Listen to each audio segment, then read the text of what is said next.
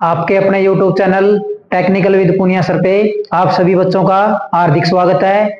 और आप बच्चे लगातार अच्छी मेहनत कर रहे हो, क्योंकि आने वाले समय में आपको टेक्निकल भर्तियों का नोटिफिकेशन देखने को मिलेगा, जिसके अंदर हमारी एसए की और लाइनमैन की लगभग 4000 से 5000 पोस्टें आपको देखने को मिलेगी।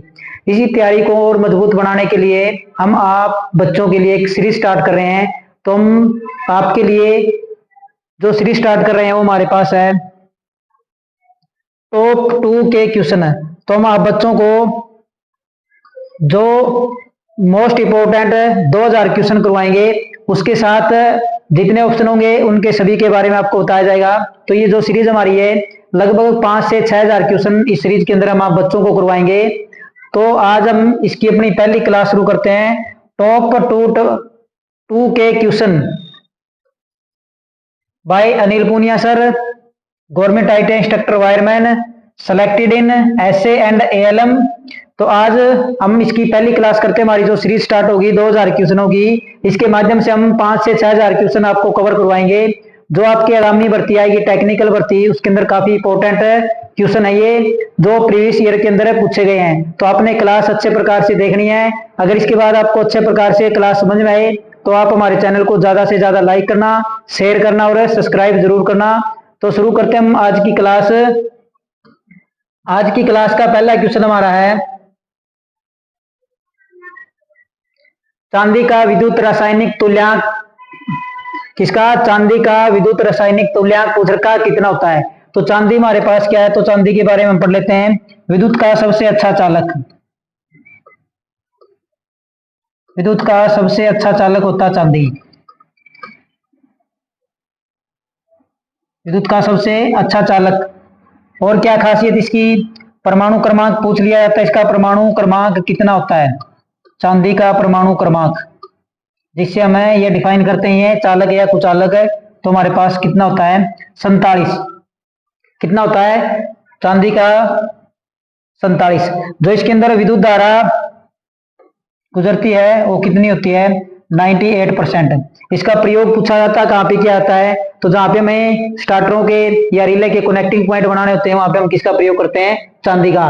विद्युत का सबसे बढ़िया चालक होता है, इसकी प्रतिरोध क्या होता है? कम होता है, और चालकता क्या होती है? ज्यादा। तो ये पूछ रहा है चांदी का विद्युत रासायनिक तुल्यांक कितना होता है? 1.18 मिलीग्राम पर कुलाम। ऑप्शन बी है 0.18 मिलीग्राम पर कुलाम। ऑप्शन सी है 4.2 मिलीग्राम पर कुलाम। और ऑप्शन डी है 4.68 मिलीग्राम पर कुलाम। तो चांदी के बारे में जो जो क्वेश्चन पूछे जाते हैं हमने आपको यहाँ पे बता दिया है। विद्युत का सबसे अच्छा चालक है। परमाणु क्रमांक कितना होता है? 47 होता है। चालकता कितनी होती है? 98% इसकी क्या होती है? चालकता होती है। तो इसका विद्युत रासायनिक तुल्यांक कितना होता है हमारे से ये पूछा हुआ है। जो चांदी का विद्युत रासायनिक तुल्यांक होता है हमारे पास कितना होता है? 1.18 मिलीग्राम पर कुलाम। ऑप्शन नंबर ए।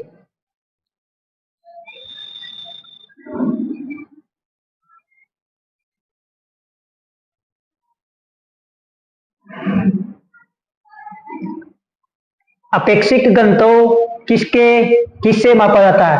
अपेक्षित घनत्व किससे मापा जाता है? थर्मोमीटर से, वोल्टमीटर से, पायरोमीटर से, हाइड्रोमीटर से। तो थर्मामीटर से क्या मापा जाता है हमारे पास? तापमान मापा जाता है। क्या मापा जाता है? तापमान। वोल्टमीटर से क्या मापा जाता है? वोल्टेज। क्या मापी जाती है? वोल्टमीटर से मापी जाती है वोल्टेज। पायरोमीटर से क्या मापा जाता है? उच्च तापमान। क्या? उच्च तापमान। और उच्च तापमान जैसे सूर्य की किरणें हुआ, क्या? सूर्य की किरण, भट्टियों का तापमान। तो हमारे अपेक्षित घनत्व किसके द्वारा मापा जाता है? तो हमारा जो अपेक्षित घनत्व मापा जाता है वो किससे मापा जाता है? हाइड्रोमीटर से मापा जाता है। Option number D. किससे मापा जाता है? हाइड्रोमीटर से मापा जाता है। स्थायी चुंबक बनाने के लिए उपयुक्त पदार्थ, तो हमें परमानेंट चुंबक बनानी है, उसके लिए कौन से पदार्थ का प्रयोग किया जाएगा? तो स्थायी चुंबक बनाने के लिए किसका प्रयोग किया जाता है? तो सबसे पहले तो हमारे पास जो चुंबकीय पदार्थ होते हैं 3 प्रकार के होते हैं। कितने प्रकार के होते हैं? 3 प्रकार के। वो 3 प्रकार कौन कौन से होते हैं हमारे पास? एक होता है हमारे पास फेरोमैग्नेट,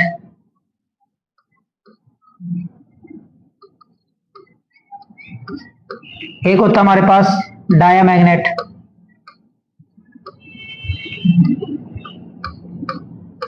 एक होता है हमारे पास पैरामैग्नेट।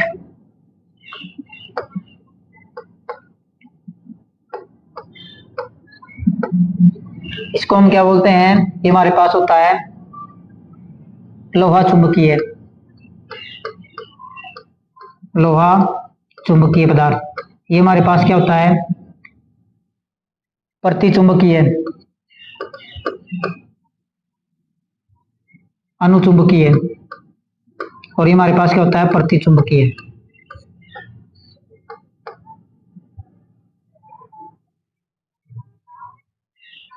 तो ये हमारे पास तीन प्रकार के क्या देते हैं, पदार्थ होते हैं। तो फेरोमैग्नेट क्या होता है हमारे पास, जो चुंबक को अपनी ओर प्रबलता से क्या करता है, आकर्षित करता है। क्या करता है, चुंबक को अपनी ओर प्रबलता से क्या करता है, आकर्षित करता है। क्या करता है, चुंबक को अपनी ओर आकर्षित करता है। डायमैग्नेटिक पदार्थ वो पदार्थ होते हैं जो चुंबकीय गुण को क्या कर देते हैं, नष्ट कर देते हैं। क्या कर देते हैं, चुंबकीय गुण को नष्ट कर देते हैं। और पैरामैग्नेट क्या होते हैं, जो मजबूत चुंबक से थोड़े बहुत क्या होते हैं, आकर्षित होते हैं। क्या होते हैं, थोड़े बहुत आकर्षित होते हैं। तो हमें क्या बनाना है, स्थायी चुंबक बनाना है। तो स्थायी चुंबक बनाने के लिए किस पदार्थ का प्रयोग किया जाएगा। तो फेरोमैग्नेट के हमारे कौन कौन से उदाहरण हैं, लोहा है, निकल है, लोहा, निकल, कोबाल्ट। और हमारे डायमैग्नेट कौन से होते हैं, जो चुंबकीय गुणों को क्या कर देते हैं, नष्ट, कांच, ग्रेफाइट, लकड़ी आदि। और हमारे पैरामैग्नेट कौन से होते हैं, जिसके पीछे यम आता है, सोडियम, प्लेटिनम। ये हमारे क्या होते हैं, पैरामैग्नेट।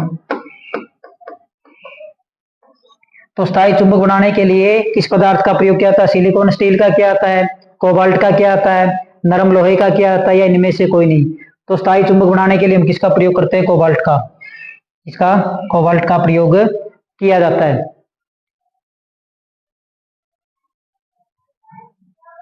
नेक्स्ट हमारे पास है कार्बन कैसा पदार्थ है। तो कार्बन का प्रयोग हम कहां पे करते हैं, मोटरों के अंदर करते हैं कार्बन का प्रयोग। तो मोटरों के अंदर कार्बन ब्रश का प्रयोग किया जाता है, जो क्या करते हैं, कम्यूटेटर से सप्लाई प्राप्त करके बाह्य परिपथ को प्रदान करते हैं। कौन है, कार्बन ब्रश। ये क्या होते हैं, इनकी खासियत क्या है, जिस काम के लिए कार्बन को लगाया जाता है उसको क्या नहीं होने देता, ये नुकसान नहीं होने देता। और क्या नहीं होता, ऑक्सीकृत नहीं होता। तो पूछ रहा भाई कार्बन कैसा पदार्थ है।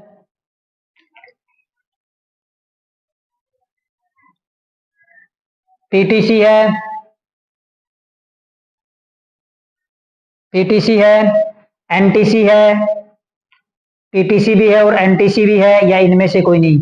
तो पीटीसी हमारे पास होता है positive temperature coefficient, positive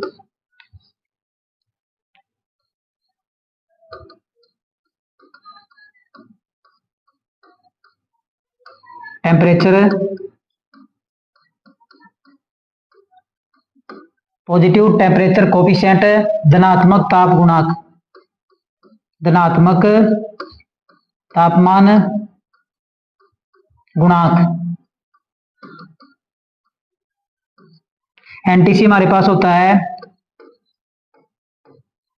negative temperature coefficient, ऋणात्मक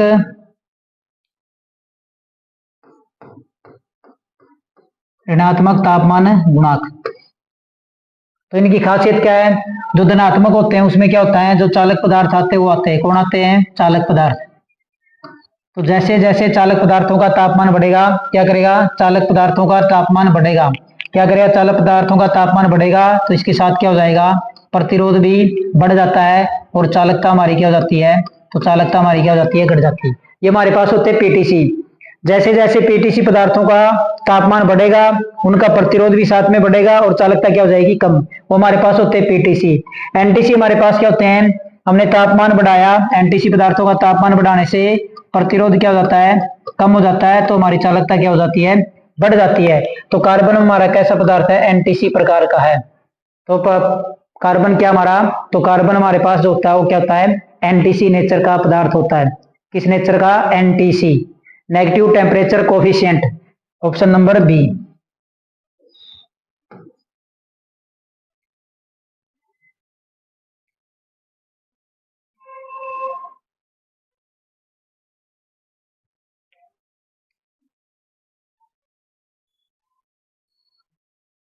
प्रोटॉन इलेक्ट्रॉन से कितना भारी होता है?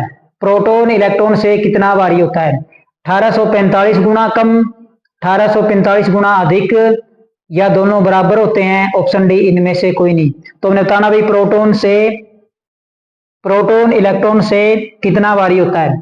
तो हमने बताना भाई इलेक्ट्रॉन से प्रोटॉन कितना भारी होता है। 1845 गुना कम होता है, 1845 गुना अधिक होता है, सी बराबर होते हैं, और डी इनमें से कोई नहीं। तो प्रोटॉन हमारा क्या होता है? प्रोटॉन के कारण क्या होता है हमारा भाई? इसके ऊपर कौन सा चार्ज होता है प्रोटॉन पे? तो प्रोटॉन पे हमारे पॉजिटिव चार्ज होता है। कौन सा चार्ज होता है? पॉजिटिव। तो इलेक्ट्रॉन पे कौन सा होता है? तो इलेक्ट्रॉन के ऊपर हमारा क्या होता है? नेगेटिव चार्ज होता है। क्या होता है? Negative charge. इस इलेक्ट्रॉन के कारण हमारा क्या चलती है? विद्युत धारा चलती है। क्या चलती है? धारा। धारा का प्रभाव होता है किसके कारण? इलेक्ट्रॉन के कारण। ये जो हमारा नाभिक होता है, इसके चारों ओर चक्कर कौन लगाता है? इसके चारों ओर चक्कर इलेक्ट्रॉन लगाता है। और जो इसका नाभिक होता है, इसके अंदर कौन होते हैं हमारे? इसके अंदर प्रोटॉन व न्यूट्रॉन होते हैं हमारे। क्या होते हैं? प्रोटॉन व न्यूट्रॉन होते हैं। तो प्रोटॉन इलेक्ट्रॉन से 1845 गुना अधिक होता है। इसका भार इलेक्ट्रॉन से 1845 गुना क्या होता है? अधिक होता है। चांदी का गलनांक बिंदु होता है। तो चांदी का गलनांक बिंदु कितना होता है? 960 degree Celsius, 660 degree Celsius, 1080 degree Celsius, और ऑप्शन डी इनमें से कोई नहीं।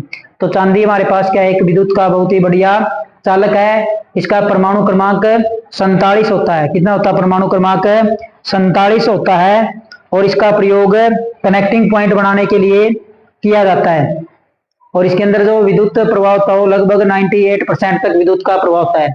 तो चांदी का गलनांक होता है 960 degree Celsius, 660 degree Celsius, 1080 degree Celsius, option D इनमें से कोई नहीं। तो चांदी का जो गलनांक होता है हमारे पास कितना होता है? 960 डिग्री सेल्सियस। कितना? 960 डिग्री सेल्सियस। ये हमारे किसका है? ये हमारे एल्यूमिनियम का है। एल्यूमिनियम। ये हमारे किसका है? तांबा। हमारे पास किसका है?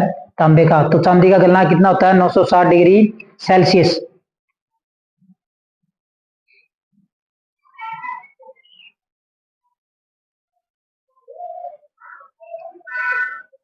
विशिष्ट चालकता की एसआई इकाई क्या होती है? विशिष्ट चालकता की एसआई इकाई क्या होती है? साइमन मीटर, मीटर पर साइमन, साइमन पर मीटर, साइमन ओहम। तो विशिष्ट चालकता की इकाई हमसे पूछ रखी किसकी होती है? साइमन मीटर होती है, मीटर साइमन होती है, या साइमन पर मीटर होती है, या साइमन पर ओहम होती है। चालकता हमारे पास क्या होती है? कंडक्टेंस होता है, जो धारा को चलाने में मदद करता है। क्या करता है? धारा को चलाने में सहायता। चलाने में क्या करता है? ये सहायता करता है। क्या करता है? सहायता। तो इसकी इकाई पूछ रखी विशिष्ट चालकता की इकाई। तो क्या होती है? विशिष्ट चालकता की इकाई होती है हमारे पास साइमन पर मीटर। क्या होती है? साइमन पर मीटर होती है।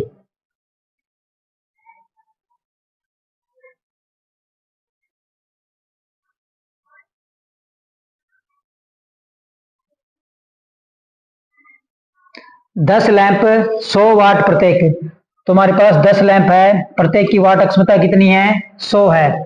10 घंटे प्रतिदिन चलते हैं, एक दिन में कितनी यूनिट कंज्यूम होगी, या कितनी यूनिट की खपत होगी? तो हमारे पास क्या है? 10 लैंप है। कितने हैं? 10 लैंप है। और प्रत्येक लैंप कितने वाट का है? प्रत्येक लैंप हमारे पास 100 वाट का है। कितने वाट का है? 100 वाट का है। और प्रतिदिन कितने चलते हैं? 10 घंटे चलते हैं। कितने? 10 घंटे चलते हैं। तो हमसे क्या पूछा है? एक दिन में कितनी यूनिट खपत होगी? तो के डब्ल्यू एच यूनिट को हम किस में लिखते हैं? K W H, kilo watt hour में। तो के डब्ल्यू एच बराबर हमारे पास क्या होता है? तो ये हमारे पास होता है टोटल वाट गुणा में घंटे, गुणा में क्या होते हैं घंटे, और बटे में होता है हमारे पास 1000। क्या होता है 1000। तो ये हमारे पास क्या भी यूनिट निकालने का फॉर्मूला भी कितनी यूनिट खपत होगी, तो कितने हैं के डब्ल्यू एच बराबर है टोटल वाट गुणा में घंटे बटे में 100। तो टोटल वाट कितने हैं हमारे पास, कितने हैं 10 बल्ब हैं, प्रत्येक कितने के हैं 100 वाट के हैं, कितने के हैं 100 वाट के, और प्रतिदिन कितने 10 घंटे चलते हैं, तो बटे में क्या हो गया 1000। 0 से 0 कैंसिल होगी, 2 0 से 2 0, बराबर में कितनी आ गई 10 यूनिट। कितनी यूनिट कंज्यूम होगी 10 यूनिट कंज्यूम होगी हमारी। अगर हमने 10 बल्ब को 10 घंटे चलाया है और प्रत्येक बल्ब 100 वाट का है, तो एक दिन की जो यूनिट कंज्यूम होगी हमारे पास कितनी होगी 10 यूनिट होगी। अगर हमसे पूछे भाई महीने की कितनी होगी, अगर 30 दिन दिया होता तो साथ में 30 गुणा में 10, तो हमारे पास कितनी हो जाती 300 यूनिट हो जाती। अगर महीना 30 का होता तो कितनी हो जाती 300 यूनिट कंज्यूम हो जाती। तो हमसे पूछा एक दिन में कितनी यूनिट कंज्यूम होगी, तो एक दिन के अंदर हमारी 10 यूनिट कंज्यूम होगी। कितनी 10 यूनिट कंज्यूम। ये हमारे पास इसका फॉर्मूला होता है टोटल वाट गुणा में घंटे बटे में 1000। तो हमारे पास कितनी यूनिट कंज्यूम होगी 10 यूनिट कंज्यूम होगी। कितनी 10 यूनिट।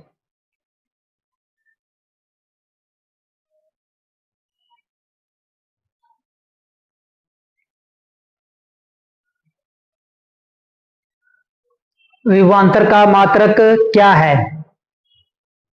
विभवांतर का मात्रक क्या है, एम्पियर है, जूल है, वोल्ट है, ओहम है। विभवांतर का इनमें से कौन सा मात्रक है, ampere, joule, volt, ohm.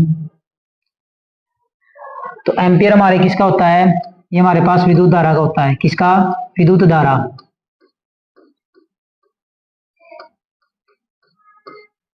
Joule किसका होता है, जूल हमारे पास होता है कार्य का। किसका, कार्य का। वोल्ट किसका होता है, विभवांतर का। किसका होता है, विभवांतर का। ओहम किसका होता है, ओहम होता है हमारे पास प्रतिरोध। क्या होता है, प्रतिरोध। किसका होता है, प्रतिरोध का। तो प्रतिरोध क्या होता है, धारा के रास्ते में रुकावट पैदा करना क्या कहलाता है, किसका काम होता है, प्रतिरोध। धारा के रास्ते में बाधा उत्पन्न करना क्या कहलाता है, प्रतिरोध कहलाता है। तो हमारे पास किसका है, विभवांतर का मात्रक क्या है, वोल्ट। क्या है, वोल्ट।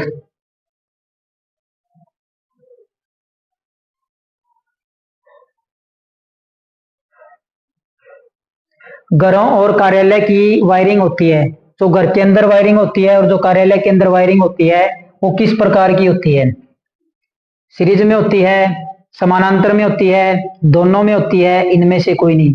तो सीरीज हमारे पास क्या होता है, जैसे हमारे पास ये 3 लैंप होते हैं, क्या होते हैं, 3 लैंप होते हैं। तो इन 3 लैंपों के, ये हमारे पास इसका पहला सिरा है, ये इसका दूसरा है, ये इसका पहला है और ये इसका दूसरा है, ये इसका पहला और ये इसका क्या है, दूसरा। अगर कभी इनको सीरीज के अंदर जोड़ना है, किसके अंदर जोड़ना है, सीरीज के अंदर जोड़ना है इन लैंपों को, तो सीरीज में जोड़ने के लिए हम क्या करते हैं, जो हमारे पास ये पहला लैंप है, ये हमारे पास पहला लैंप है, ये दूसरा लैंप है और ये तीसरा लैंप है।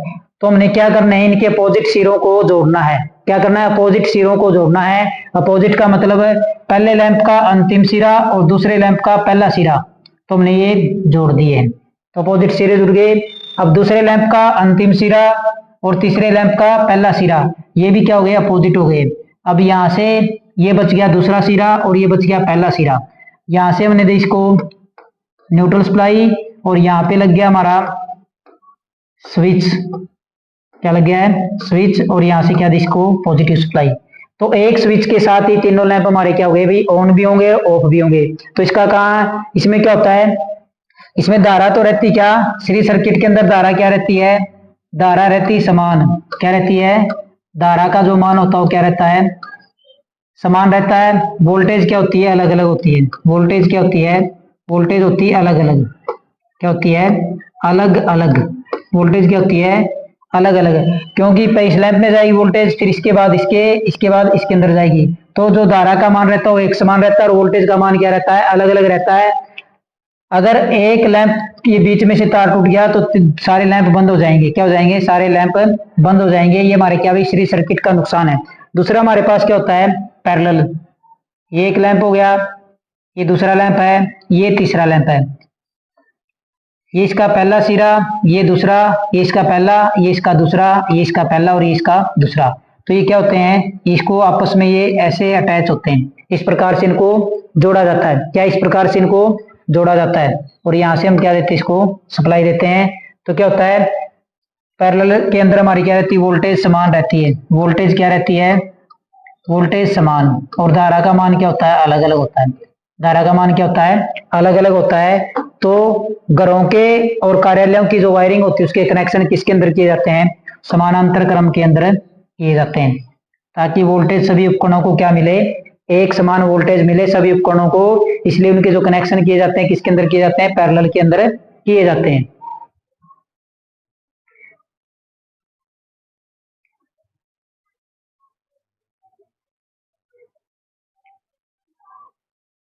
शक्ति निकालने का सूत्र क्या है, तो शक्ति हमारे पास क्या होती है, शक्ति को हम क्या बोलते हैं, पावर। क्या बोलते हैं, पावर। तो पावर निकालने का सूत्र क्या है, क्या होती है, कार्य करने की दर को क्या बोलते हैं, कार्य करने की दर। कार्य करने की दर क्या कहलाती है, शक्ति कहलाती है। अब ये यहीं से याद करवा देंगे हम आपको, शक्ति और ऊर्जा की एक जैसी इकाई होती है। हमारे पास क्या है, शक्ति, और ये क्या होती है, कार्य करने की क्या होती है, दर होती है। दूसरी हमारे पास क्या है, ऊर्जा। दूसरी हमारे पास क्या है, ऊर्जा। ऊर्जा होती है कार्य करने की क्षमता।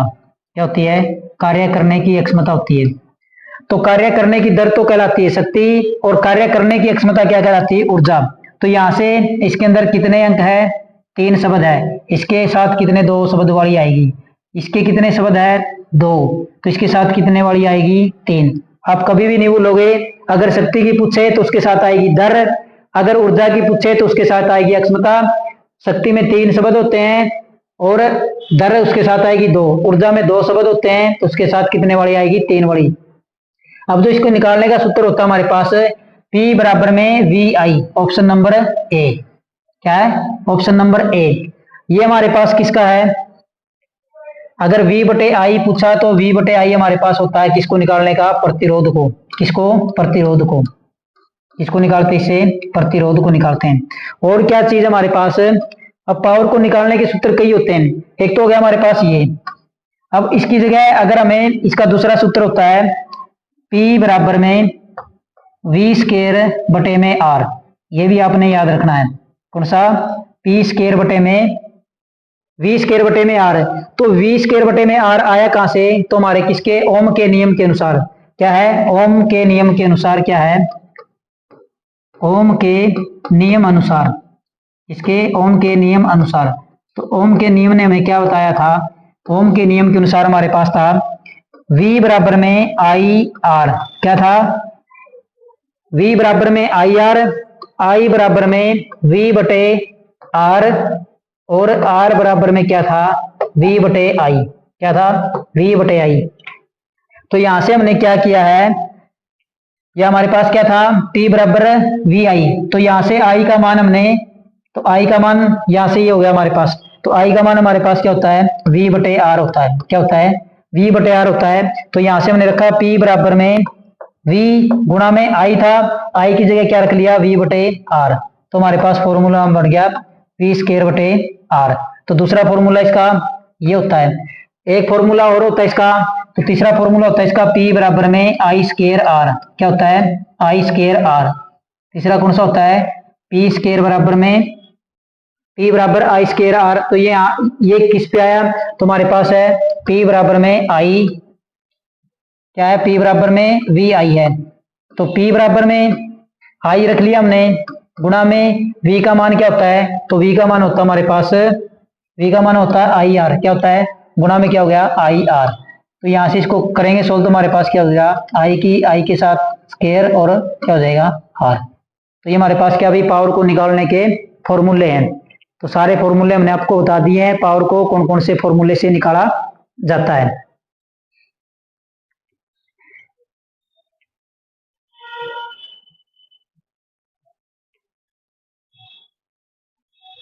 भारतीय मानक संस्थान एसआई की स्थापना कब हुई थी? भारतीय मानक संस्थान एसआई की स्थापना कब हुई थी? 1955 में, 1969 में, 1988 में, 1956 में। तो भारतीय मानक संस्थान की स्थापना कब हुई थी?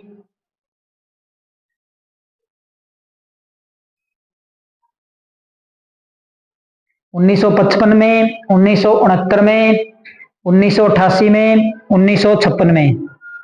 तो जो भारतीय मानक संस्थान की स्थापना हुई थी वो 1956 के अंदर हुई थी। कब हुई थी? 1956 में।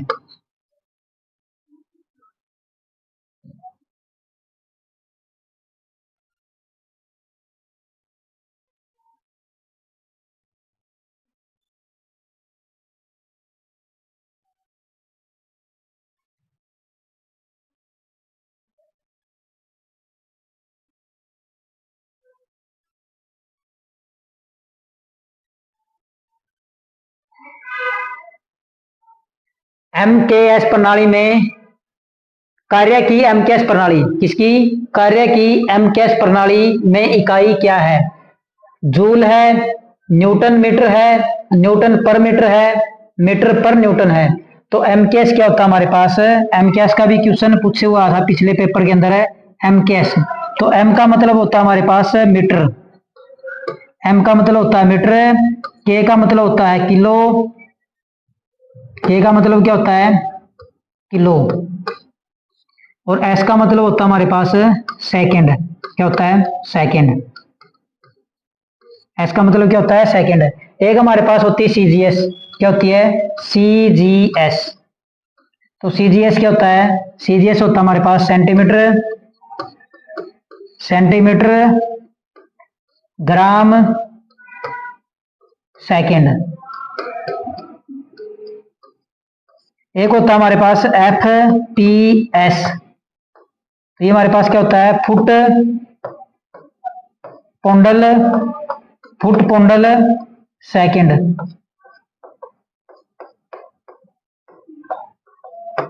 तो ये तीन होते हैं हमारे पास, एमकेएस, सीजीएस और FPS. MKS metre, kilo, second, centimetre, gram, second, foot poundal second. तो कार्य की एमकेएस प्रणाली में इकाई क्या होती है हमारे पास? तो इकाई होती है हमारे पास न्यूटन मीटर। क्या होती है? न्यूटन मीटर होती है।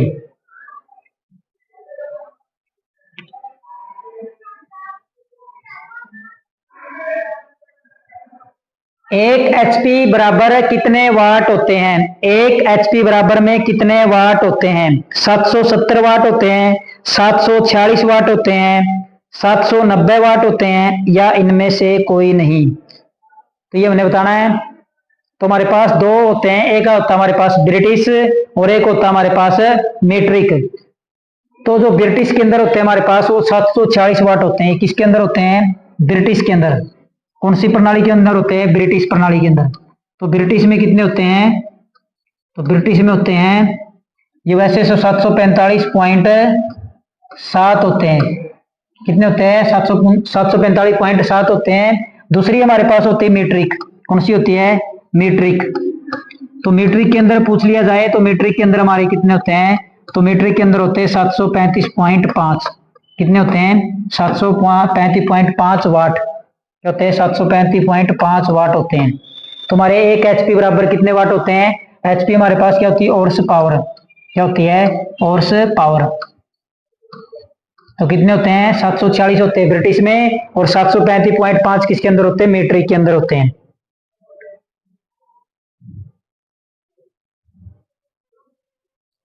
चुंबकीय वाहक बल का मात्रक किसका? चुंबकीय वाहक बल का मात्रक है। तो चुंबकीय वाहक बल का मात्रक क्या? किसका पूछ रखा है? MMF, magnetomotive force. तो जैसे हमारी ईएमएफ होती है, क्या होती है? ईएमएफ होती है, वैसे ही हमारे चुंबक के अंदर क्या होता है? एमएमएफ, चुंबकीय वाहक बल, मैग्नेटोमोटिव फोर्स, और यहाँ पे हमारे क्या होता है? Electromotive force. तो इसकी इकाई पूछ रखी हुई क्या होती है? एम्पियर पर टर्न होती है, एम्पियर टर्न होती है, वोल्ट होती है या वेबर होती है? तो कौन सी इकाई होती है हमारे पास? चुंबकीय वाहक बल की इकाई पूछ रखी, क्या होती है? तो इसमें ये होता है, जैसे इसके अंदर हमारे क्या होता है, प्रतिरोध होता है। क्या होता है? प्रतिरोध। तो इसके अंदर क्या होता है? प्रतिष्ठम होता है, जो चुंबकीय वाहक बल रेखाओं को गुजरने से रोकता हो, तो इसके अंदर क्या होता है? प्रतिष्ठम होता है। तो चुंबकीय वाहक बल का मात्रक क्या होता है हमारे पास? ईएमएफ का हमारे पास क्या होता है? वोल्ट। क्या होता है? वोल्ट होता है। तो इसका मात्रक क्या होता है? इसका मात्रक होता है एम्पियर टर्न। क्या होता है? जो चुंबकीय वाहक बल है इसका मात्रक क्या होता है? Ampere turn.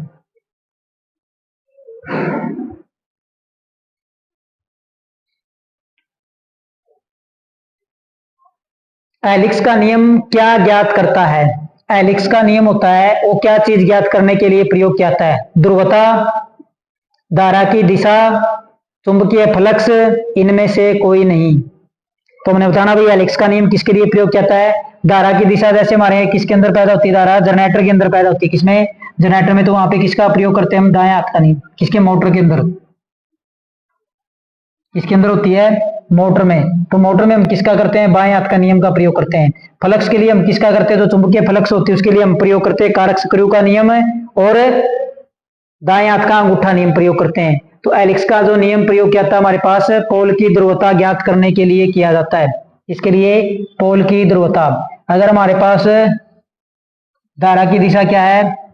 क्लॉकवाइज है। क्या है? क्लॉकवाइज है। क्या है? क्लॉकवाइज है। तो कौन सा पोल होगा? साउथ पोल होगा। कौन सा पोल होगा? साउथ पोल होगा।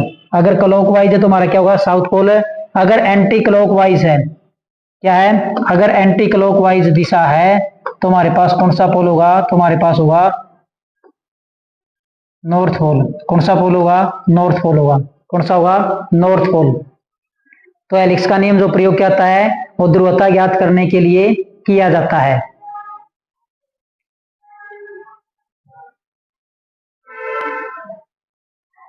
तो हमारे पास क्या अगला? डायामैग्नेटिक पदार्थ कौन सा है?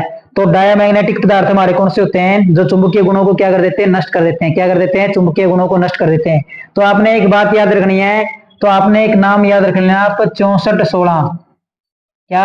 6416। तो जो सबसे पहला पदार्थ आएगा वो हमारा आएगा चुंबकीय पदार्थों को अपनी ओर आकर्षित करता है मजबूती से। दूसरा जो पदार्थ का नाम आएगा वो क्या करेगा? चुंबकीय गुणों को क्या करेगा? नष्ट करेगा। तीसरा क्या भाई? जो प्रबल चुंबक होगा उससे क्या होगा? वो पदार्थ उसकी ओर आकर्षित होंगे।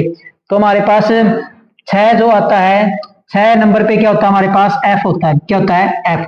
एफ का मतलब हमारे पास फेरोमैग्नेटिक पदार्थ। कौन से?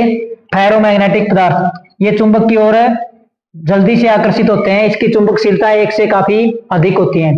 दूसरा हमारे पास है 4। तो 4 होता है हमारे पास डी। तो डी का मतलब होता है डाया। क्या होता है? डायामैग्नेटिक पदार्थ। कौन से? डायामैग्नेटिक पदार्थ, जो क्या करते हैं? चुंबकीय गुणों को नष्ट कर देते हैं। क्या कर देते हैं? और एक बच गया हमारे पास 16। तो 16 पे आता है हमारे पास पी, और पी का मतलब होता है पैरामैग्नेटिक पदार्थ। कौन से? पैरामैग्नेटिक पदार्थ। ये क्या करते हैं? इनकी चुंबकशीलता 1 से थोड़ी अधिक होती है। इनकी चुंबकशीलता 1 से क्या होती है? कम होती है। इनकी 1 से थोड़ी अधिक होती है, इनकी 1 से क्या होती है? काफी अधिक होती है। वो क्या करते हैं? चुंबक की ओर, मजबूत चुंबक की ओर आकर्षित होते हैं। तो डायामैग्नेटिक पदार्थ कौन सा है? तो डायामैग्नेटिक का मतलब है, तो इनमें से कौन सा हमारे पास? तो निकल हमारे पास क्या भाई? फेरोमैग्नेटिक है। लोहा भी फेरोमैग्नेटिक है। जिसके पीछे यम आ गया हमारे पास पैरामैग्नेटिक है। तो डायामैग्नेटिक हमारे पास कौन सा है? बिस्मिथ। कौन सा है? बिस्मिथ हमारे पास क्या भाई? डायामैग्नेटिक पदार्थ है। कौन सा है? डायामैग्नेटिक पदार्थ कौन है?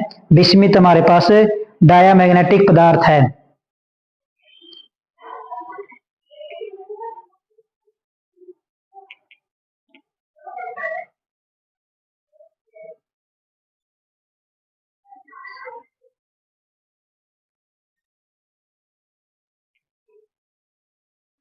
सौ ओम के दो प्रतिरोध समांतर में जुड़े हैं तो कुल प्रतिरोध होगा। तो क्या कह रहा है क्वेश्चन कि हमारे पास दो प्रतिरोध है, उन दोनों प्रतिरोधों को हमने समांतर क्रम में जोड़ा हुआ है। तो पूछ रहा भी टोटल प्रतिरोध क्या होगा। तो पहले तो समांतर में जो प्रतिरोध होता है वो बड़े से बड़े प्रतिरोध से भी क्या आता है? कम।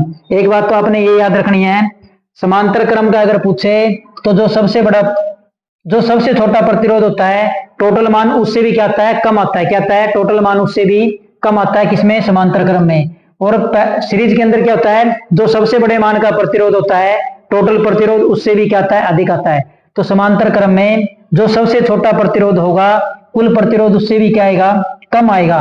तो अब हमारे पास क्या भी 100 ओम के दो प्रतिरोध समांतर क्रम में जुड़े हुए हैं। तो हमारे पास क्या है, ये दो प्रतिरोध है और किस में जुड़े हुए हैं, समांतर क्रम में। समांतर क्रम का मतलब पहले का पहला और दूसरे का दूसरा सिरा क्या होते हैं, जुड़े होते हैं हमारे पास। ये किसके अंदर जुड़े हुए हैं, पैरेलल के अंदर जुड़े हुए हैं। अब ये कितने कितने के हैं, 100 ओम के हैं।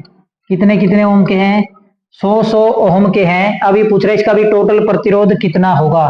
तो अगर दो ही प्रतिरोध दिए हो, ये जो फॉर्मूला लगेगा वो केवल दो ही प्रतिरोध के लिए होगा, तीन प्रतिरोध के लिए नहीं लगेगा।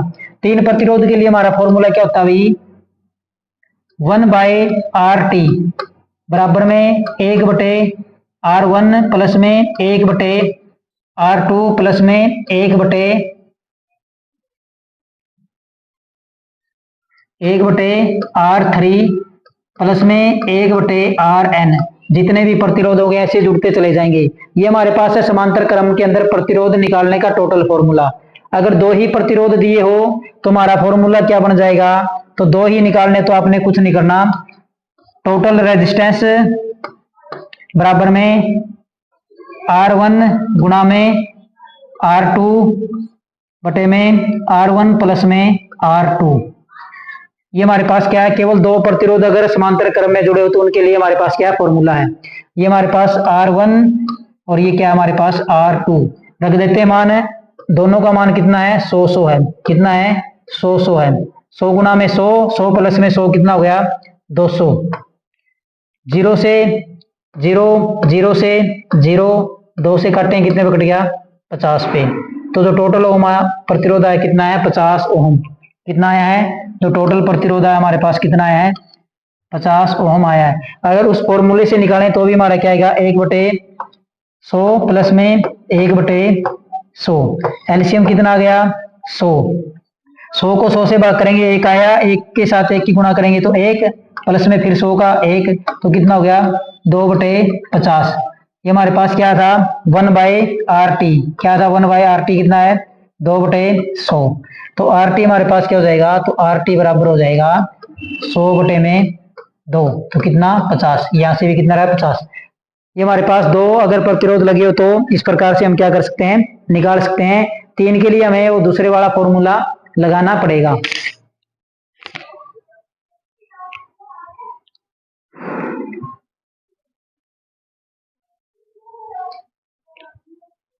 ओहम का नियम लागू होता है। तो ओहम का नियम किसके ऊपर लागू होता है, तो ओम का नियम हमारे पास क्या होता है, तो ओम ने हमें क्या बताया था, किसी सर्किट को दी जाने वाली धारा, किसी सर्किट को दी जाने वाली वोल्टेज, क्या कोई भी हमारे पास सर्किट है उसको दी जाने वाली वोल्टेज और उसमें बहने वाला करंट, क्या भाई जो हमारे पास कोई सर्किट होता है उस सर्किट को जो वोल्टेज देते हैं वो और उसमें जो करंट बहता है वो एक दूसरे के क्या होते हैं, समानुपाती होते हैं। एक दूसरे के साथ क्या होते हैं, समानुपाती होते हैं। जब भौतिक अवस्थाएं एक जैसी रहे, जैसे तापमान है, दबाव है, ये सारी चीजें क्या रहे, एक समान। तापमान का प्रभाव क्या है, चालक पदार्थों का तापमान बढ़ेगा तो उनकी चालकता क्या हो जाती है, कम हो जाती है। तो क्या होना चाहिए, तापमान और दबाव क्या रहना चाहिए, एक समान रहना चाहिए। और यह प्रतिरोध के उल्टे अनुपात में होता है। तो किसी सर्किट को दी जाने वाली वोल्टेज और उसमें बहने वाला करंट एक दूसरे के समानुपाती होते हैं और प्रतिरोध के क्या होते हैं, उल्टे अनुपात में होते हैं जब भौतिक अवस्थाएं एक समान रहे। तो हमारे पास जो ओम का नियम था वो V समानुपाती I था। क्या था, सबसे पहले हमारे पास क्या था, V समानुपाती I था। इसको हटाने के लिए हमारे पास हमने क्या लगा दिया, इसकी जगह R का प्रयोग कर दिया। तो R हमारे पास यहाँ पे क्या होता है, स्थिरांक होता है। क्या, स्थिरांक, क्या है, स्थिरांक है। तो पूछ रहा है ये ओम का नियम किसके ऊपर लागू होता है, तो ओम का नियम हमारे एसी पर भी लागू होता है, डीसी पर भी लागू होता है। तो क्या होता है, दोनों के ऊपर क्या होता है, हमारे ये लागू होता है।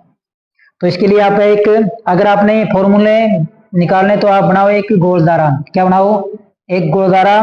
किसी भी चीज की आपसे पूछे तो आप उसको आसानी से निकाल सकते हो। तो ऊपर लिखो आप V, यहाँ पे एक जगह लिखो I और एक जगह लिखो आप R। अब इनमें से जो भी चीज आपसे पूछी जाए, क्या है, इनमें से जो भी चीज आपसे पूछी जाए उसको आप रखो हथेली के नीचे, बाकी क्या हमारा बन जाएगा फॉर्मूला। जैसे हमसे पूछे भाई आर का फॉर्मूला क्या होगा, तो आर को हमने क्या करना है, आर को अपने हाथ के नीचे रखना है, ऐसे क्या रखना है, आर को हाथ के नीचे रखो, तो फॉर्मूला क्या बन गया, वी बटे आई। तो प्रतिरोध निकालने का सूत्र क्या होगा, वी बटे आई। अब कहते भाई वी निकालना है, तो वी निकालना है तो वी को हाथ के नीचे रखो ऐसे, तो क्या बन गया फॉर्मूला, आई गुणा में आर। फिर कहते भाई आई को निकालना है, तो आई को निकालना, तो आई को रखो, तो क्या होगा, वी बटे आर। इस प्रकार से हम क्या करते हैं, धारा को निकाल लेते हैं, वोल्टेज को निकाल लेते हैं और प्रतिरोध को निकाल लेते हैं। ओम का नियम हमारा एसी व डीसी दोनों के ऊपर क्या होता है, लागू होता है।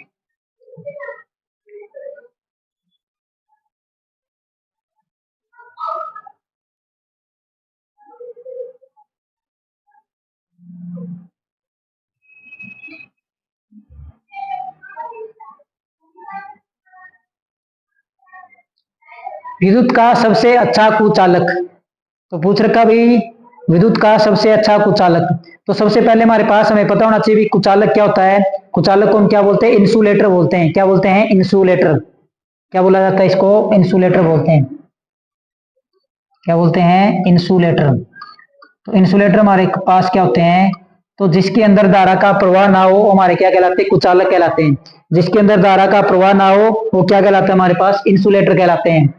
तो पूछ रहा भाई विद्युत का सबसे अच्छा कुचालक, सबसे अच्छा कुचालक बताना हमने कौन सा है, कागज है, रबर है, माइका है, तांबा है। विद्युत का सबसे अच्छा कुचालक, कुचालक में हमारे पास क्या भाई, कागज भी कुचालक हमारे पास, रबर भी कुचालक है, माइका भी कुचालक है, तो तांबा हमारे पास क्या है, तो तांबा हमारे पास क्या होता है, चालक। विद्युत का सबसे अच्छा चालक है, जिसका सबसे ज्यादा प्रयोग किया जाता है। तो विद्युत का सबसे अच्छा कुचालक हमारे पास क्या होता है, तो हमारे पास होता है कौन, कौन होता है, अबरक। क्या होता है, अबरक। अबरक को हम क्या बोलते हैं, अबरक को बोलते हैं माइका। क्या बोलते हैं, माइका। तो ये क्या होता है, विद्युत का सबसे अच्छा कुचालक होता है। और क्या होता है, और ये होता है उष्मा का अच्छा चालक। क्या होता है, उष्मा का अच्छा चालक। क्या होता है, उष्मा का अच्छा चालक होता है। प्रयोग पूछ ले भाई कहाँ पे होता है, तो इसका प्रयोग हम कहाँ पे करते हैं, विद्युत प्रेस में। किसमें, विद्युत प्रेस की सोल प्लेट के ऊपर ये लगा होता है, और इसके ऊपर फिर लगा होता है हमारा हीटिंग एलिमेंट। तो हमारे पास क्या, ये विद्युत का सबसे अच्छा कुचालक कौन है, अबरक है।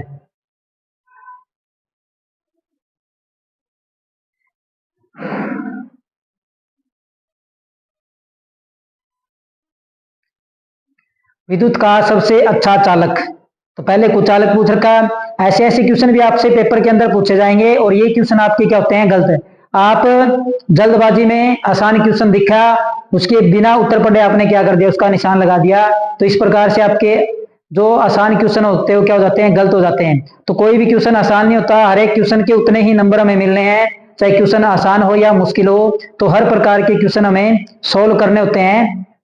तो पूछ रखा भाई विद्युत का सबसे अच्छा चालक, और चालक हमारे पास इंग्लिश में इसको क्या बोलते हैं, कंडक्टर बोलते हैं। क्या बोलते हैं, कंडक्टर। तो कंडक्टर हमारे क्या होते हैं, जिसके अंदर आसानी से विद्युत धारा का प्रवाह हो जाए। क्या हो जाए, जिसके अंदर आसानी से विद्युत धारा का प्रवाह हो जाए। सोना, तो सोना हमारे पास क्या भाई चालक है, और कितने नंबर पे होता है, 79 नंबर पे होता है इसका परमाणु क्रमांक। चांदी का कितना होता है, चांदी का होता है 47। तांबे का, तांबे का होता है 29। एल्यूमिनियम का, तो एल्यूमिनियम का परमाणु क्रमांक होता है 13।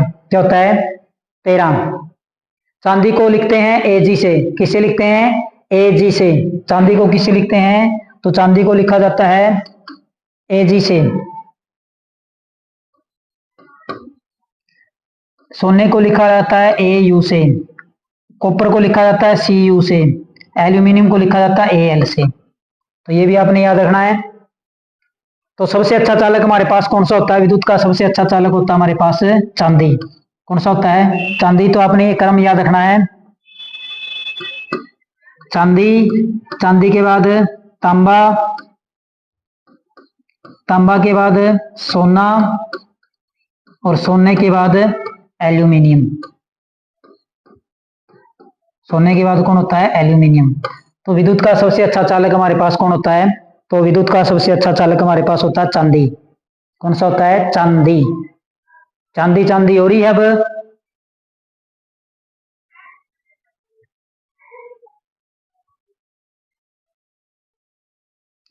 बिजली से लगी आग बुझाई जाती है। कह रहा है जो बिजली के उपकरण है उनके ऊपर जो आग लगी है उसको बुझाने के लिए किस चीज का प्रयोग किया जाता है? ऑप्शन दिए हुए हैं पानी से, केरोसिन से, एलोन से या उपरोक्त सभी। तो बिजली से लगी आग को बुझाने के लिए किस चीज का प्रयोग किया जाता है? पानी का किया जाता है, केरोसिन का किया जाता है, एलोन से बुझाई जाती है, उपरोक्त सभी से। तो बिजली से लगी आग हमारे पास किस श्रेणी में आती है? तो इसको हम डी श्रेणी के अंतर्गत काउंट करते हैं बिजली से लगी आग को। तो इसको जो बुझाया जाता है हमारे पास किससे? एलोन से बुझाया जाता है।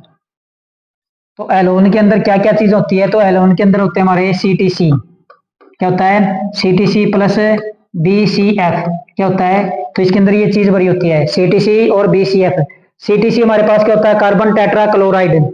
तो CTC फुल फॉर्म क्या होती है? कार्बन टेट्रा क्लोराइड है। और BCF हमारे पास क्या होता है? Bromo chloro difluoro methane.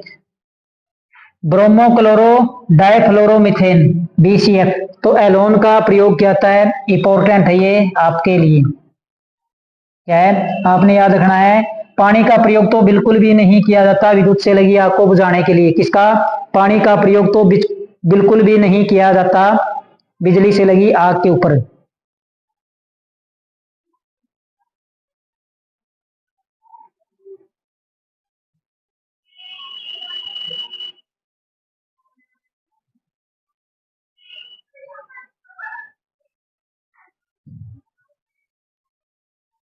Solid पदार्थों पर लगने वाली आग का प्रकार।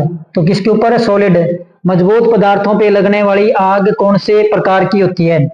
क्लास ए आग होती है, बी क्लास होती है, सी क्लास होती है, ए क्लास होती है या डी क्लास होती है? तो सॉलिड पदार्थ हमारे कौन से हो गए? जैसे हमारे पास क्या है? जैसे लकड़ी है, क्या है? लकड़ी है, गत्ता है, कागज है, ये हमारे पास क्या होते हैं? सॉलिड। और इस आग को बुझाने के लिए किसका प्रयोग किया जाता है? तो इस आग को बुझाने के लिए पानी का प्रयोग किया जाता है। किसका? पानी का प्रयोग किया जाता है। तो हमारे कौन से प्रकार की है? क्लास ए होती है। कौन सी? Class A. क्लास डी के अंदर क्या आते हैं? हमारे धात्विक पदार्थ आते हैं। कौन से? धात्विक। कौन से आते हैं? धात्विक। क्लास बी के अंदर हमारे कौन से आते हैं? तरल पदार्थ आते हैं। कौन से? तरल पदार्थ। जैसे पेट्रोल है, डीजल है, कहते हैं पदार्थ। क्लास सी के अंदर कौन सी आती है? हमारी गैस आती है, LPG है, CNG है। ये क्लास सी के अंदर हमारी आती है। तो सॉलिड पदार्थों पर लगने वाली आग कौन से प्रकार की है? तो क्लास ए प्रकार की आग होती है। कौन से प्रकार की होती है? A class.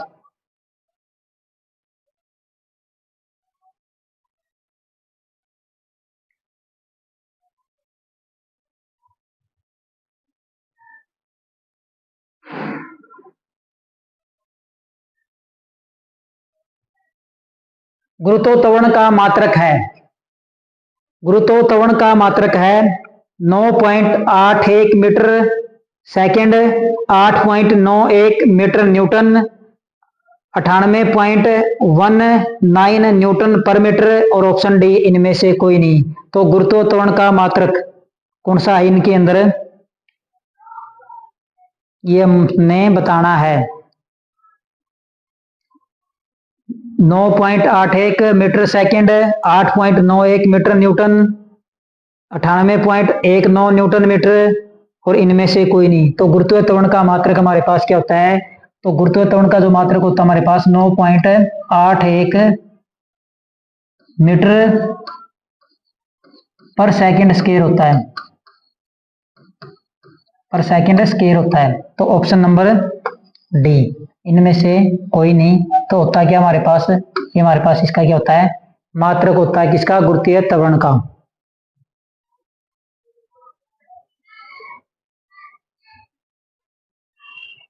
किरचॉफ के कितने नियम हैं? तो किसके? किरचॉफ के कितने नियम हैं? एक नियम है, दो नियम है, तीन नियम है या 4 नियम है, इनमें से कोई नहीं। तो किरचॉफ ने हमें कितने नियम दिए थे? किरचॉफ ने हमें 2 नियम दिए थे। कितने नियम दिए थे? 2। और 2 कौन कौन से थे हमारे पास? तो 2 थे हमारे पास। एक तो था हमारे पास केसीएल, किरचॉफ किरचॉफ करंट नियम। कौन सा? किरचॉफ करंट नियम। दूसरा था हमारे पास केवीएल। कौन सा था? केवीएल, किरचॉफ वोल्टेज नियम। कौन सा? वोल्टेज नियम। तो हमें ये 2 नियम दिए थे। किसने दिए थे? किरचॉफ ने 2 नियम दिए थे हमें। कौन कौन से? केसीएल, किरचॉफ करंट लॉ, और दूसरा था हमारे पास केवीएल, किरचॉफ वोल्टेज लॉ। तो कितने नियम थे? 2 नियम थे।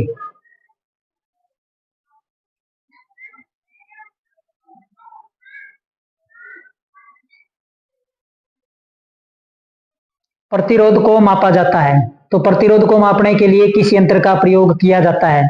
ओहम मीटर का किया जाता है, व्हीटस्टोन ब्रिज से मापा जाता है, मल्टीमीटर से मापा जाता है, या उपरोक्त सभी?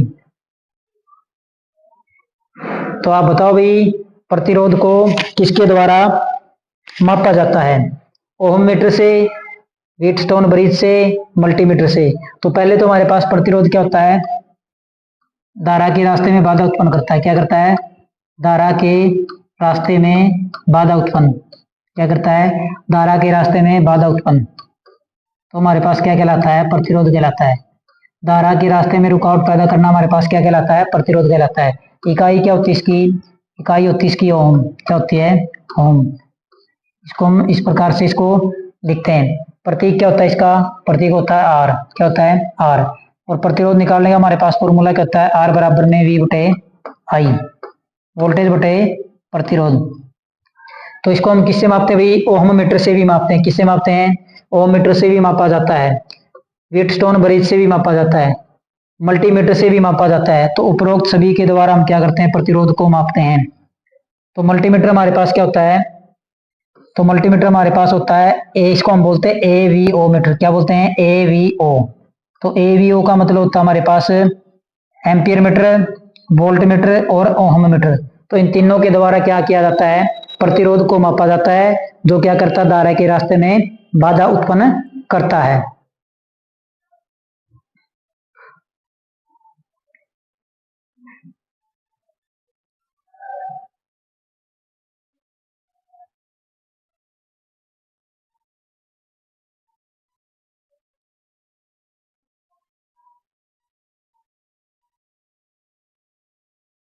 व्हीटस्टोन ब्रिज में P बराबर 15 ओम, Q बराबर 10 ओम, S बराबर 20 ओम, R का मान होगा स्थिति संतुलन हो।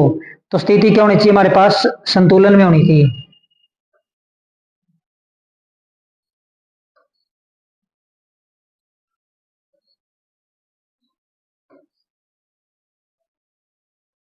तो मैं क्या दिया? P Q R S। ये हमारे पास क्या है? P Q R S। तो स्थिति कैसी है? संतुलन।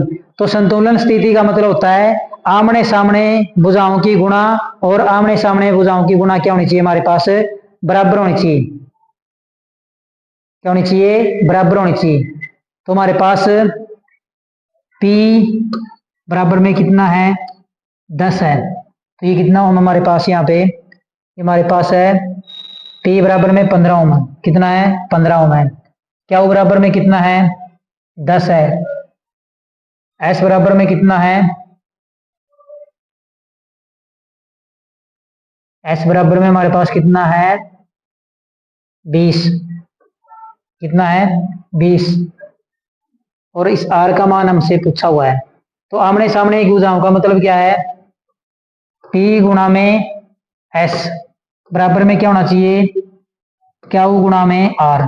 क्या होना चाहिए? Q गुणा में R। तो P कितना हमारे पास? P है 15 गुणा में S कितना है? S हमारे पास है 20 बराबर में Q कितना है? 10 गुणा में R। तो R बराबर हमारे पास यहाँ से क्या हो जाएगा? तो R बराबर हो जाएगा 15 गुणा में 20 बटे में 10, 0 से 0 कैंसिल होगी तो r बराबर में कितना आ गया 30, कितना आ गया 30। अब 15 की और 20 की गुणा करेंगे तो कितनी होगी 300, 10 की और 30 की गुणा करेंगे तो भी कितनी होगी 300। तो हमारा आंसर क्या हो जाएगा 30 ओम, ऑप्शन नंबर सी।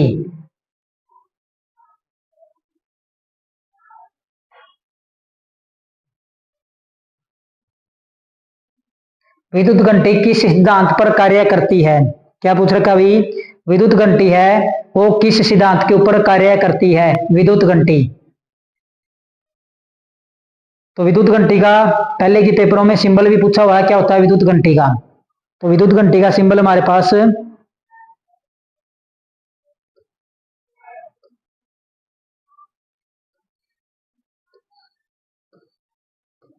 ये हमारे पास क्या है विद्युत घंटी का सिंबल है। और इस विद्युत घंटी को चलाने के लिए किस स्विच का प्रयोग किया जाता है? जो स्विच होता है हमारे पास, इसको चलाने के लिए किस स्विच का प्रयोग किया जाता है? तो स्विच प्रयोग किया जाता है हमारे पास होता है वो कौन सा?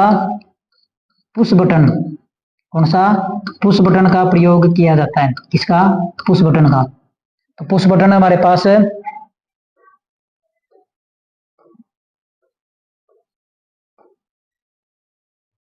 इस प्रकार से हमारे पास पुश बटन होता है। क्या होता है? पुश बटन होता है। तो यहाँ से हम इसको सप्लाई देते हैं और यहाँ से इस बेल को, और यहाँ से इसको क्या मिलती है न्यूट्रल सप्लाई। और ये क्या फेज, जब हम इसको क्या करेंगे दबाएंगे, क्या करेंगे स्विच को दबाएंगे तो इसके दोनों कनेक्ट क्या हो जाएंगे, पॉइंट कनेक्ट हो जाएंगे। यहाँ से धारा यहाँ पहुंचेगी, यहाँ से विद्युत घंटी के अंदर पहुंच जाएगी। तो क्या होता है जब तक इसको दबा के रखेंगे विद्युत घंटी बजती रहेगी क्योंकि धारा का प्रवाह रहेगा। और जैसे ही स्विच को छोड़ेंगे तो क्या हो जाएगा, ऑफ हो जाएगा। इसके अंदर क्या प्रयोग होता है, स्प्रिंग। तो यहाँ पे क्या बनता है, इसके अंदर एक मैग्नेटिक फील्ड बनता है। क्या बनता है अभी? मैग्नेटिक फील्ड बनता है। जब धारा का प्रवाह होता है तो क्या बनता है, मैग्नेटिक फील्ड बनता है। वो पत्ती को अपनी ओर खींचता है और वो पत्ती उसके ड्रम के ऊपर लगती है, जिसके कारण क्या होती है, घंटी बजती है। तो विद्युत घंटी किस धातु पर कार्य करती है? हीटिंग के, मैग्नेटिक के, रासायनिक के या आयनीकरण के? तो किस सिद्धांत के ऊपर कार्य करती है हमारी विद्युत घंटी? तो मैग्नेटिक सिद्धांत के ऊपर हमारी विद्युत घंटी क्या करती है, कार्य करती है। किसके ऊपर? मैग्नेटिक सिद्धांत के ऊपर क्या करती है, कार्य करती है।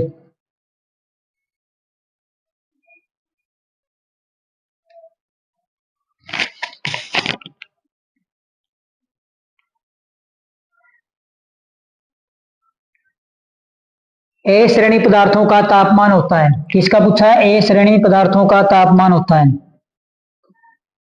90 degree Celsius, 105 degree Celsius, 120 degree Celsius या इनमें से कोई नहीं। तो आपने अगर ये श्रेणियों के तापमान याद रखने हैं तो आप एक नाम याद रखना। क्या है? आपने याद रखना पड़ेगा एक नाम, जो हमारी क्या होती है, ट्रिक होती है। उससे क्या भी जितनी भी श्रेणी होती है उनके तापमान आपको आसानी से याद हो जाएंगे। तो हमारे पास क्या होती है, तो आपने याद रखना है ये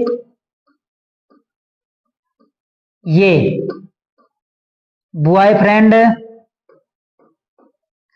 ये होता है YAE, ये B से बॉय, F से फ्रेंड, है चार्मिंग।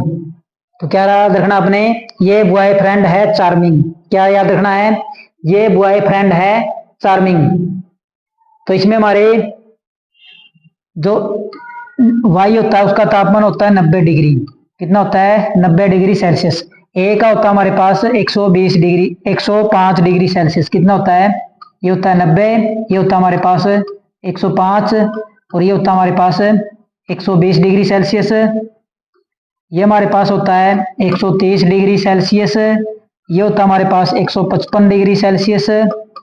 ये होता है हमारे पास 180 डिग्री सेल्सियस और ये होता है हमारे पास 180 से ऊपर, 180 से ऊपर। तो ये आपने इस प्रकार से याद रखना है, ये बॉयफ्रेंड है चार्मिंग। क्या नाम याद रखना है? ये बॉयफ्रेंड है चार्मिंग। जो वाई श्रेणी होती है उसका तापमान होता है 90 डिग्री सेल्सियस, ए का होता है 105 डिग्री सेल्सियस, ई का होता है 120 डिग्री सेल्सियस, एफ का होता है, ई का होता है 120, बी का होता है 130 डिग्री सेल्सियस, एफ का होता है 155 डिग्री सेल्सियस, एच का होता है 180 डिग्री सेल्सियस और सी का होता है 180 डिग्री सेल्सियस से ऊपर। ये बॉयफ्रेंड है चार्मिंग। तो हमसे किसका तापमान पूछा हुआ है? तो हमसे पूछा हुआ ए का। तो ए का हमारे पास कितना हो जाएगा? तो ए का जो तापमान हो जाएगा हमारे पास कितना हो जाएगा? 105 डिग्री सेल्सियस। कितना हो जाएगा? 105 डिग्री सेल्सियस। 90 हमारे किसका होता है? तो 90 होता है हमारे पास वाई का। 120 डिग्री सेल्सियस किसका होता है हमारे पास? तो 120 होता है ई का। किसका होता है? ई का। किसका होता है? ई का। तो ये हमारे पास इस प्रकार से हम क्या करते हैं? तापमान करते हैं। तो ये थी हमारी जो 2000 क्वेश्चन की सीरीज हमने स्टार्ट की है, उसकी हमारी पहली क्लास थी। ये क्लास आप अच्छी प्रकार से देखना और अच्छी प्रकार से आप मेहनत करते रहना, ताकि इस बार आपका सिलेक्शन अच्छा स्कोर प्राप्त करके आप सिलेक्शन लिस्ट को अपना और अपने माँ बाप का नाम रोशन कर सके। अगर क्लास आपको अच्छी लगी तो आप हमारे चैनल को ज्यादा से ज्यादा लाइक, शेयर और सब्सक्राइब जरूर करना। धन्यवाद।